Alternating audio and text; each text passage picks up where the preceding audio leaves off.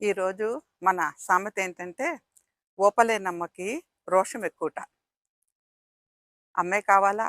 అయ్య గూడా గావచ్చు. అమ్మే అక్కర్లేదు. ఎవరైనా సరే మనిషి అన్నాక కాస్త ఓర్పు, సహనం ఉండాలి. ఏదన్నా సాధించటానికి ప్రయత్నం చేస్తూ, హార్డ్ వర్క్ చేస్తూ, ఆ సక్సెస్ ఆ గోల్ రీచ్ అయ్యేదాకా, లేతే సక్సెస్ మన వాకిట్లోకొచ్చేదాకా మనం కాస్తంత ఓపికగా వెయిట్ చేయాలి. ఫ్రస్ట్రేట్ అవ్వకూడదు. ఫ్రస్ట్రేట్ అయిపోయి, ఆ కోపంలో, ఆవేశంలో అన్నీ పగలగొట్టటాలు, ఏడుపులు, పెడబొబ్బలు పెట్టటాలు అవి చేయకూడదు. దానివల్ల మన మైండ్ ఖరాబవుతుంది. మన చుట్టూ ఉన్న వాళ్ళ యొక్క ఆహ్, పరిస్థితులు కూడా తారుమారైపోతాయి. వాళ్ళ పరిస్థితులు ఎలా తారుమారవుతాయంటే, ఇంట్లో ఉన్నవాళ్ళు ఎప్పుడూ ఏడుస్తూ, మొత్తుకుంటూ ఉంటే మానసిక ప్రశాంతత ఫ్యామిలీ మెంబర్స్‌కి కూడా ఉండదు. వాళ్ళు వీళ్ళ సమస్య తీర్చలేరు. అలా అని భరించలేరు. సతమతమైపోతూ ఉంటారు.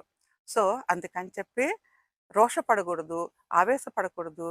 వెయిట్ చేయాలి. మన టర్న్ ఎప్పుడొస్తుందా అని చెప్పి మనం వెయిట్ చేయాలి. అలా వెయిట్ చేయగలిగి ఓపికగా హార్డ్ వర్క్ చేసుకుంటూ ఆ ఫ్రూట్‌ఫుల్ సక్సెస్ కోసం ఎదురు చూస్తుంటే తప్పకుండా ఒకరోజు మనం సాధించగలుగుతాం.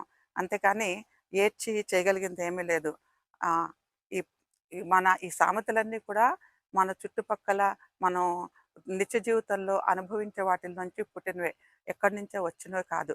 అందుకని ఏదైనా సాధించాలంటే కాస్తంత ఓపికగా ఎదురు చూడాలి తప్పితే రోషపడిపోయి, కంగారు పడిపోయి, నా అంతటి వాళ్ళు లేరని చెప్పి నానా గోల చేయకూడదు.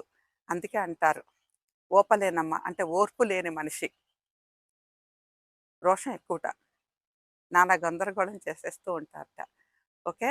అలా ఉండకండా జాగ్రత్తగా ప్లాన్ చేసుకొని చక్కగా ఉండాలని చెప్పి నా కోరిక.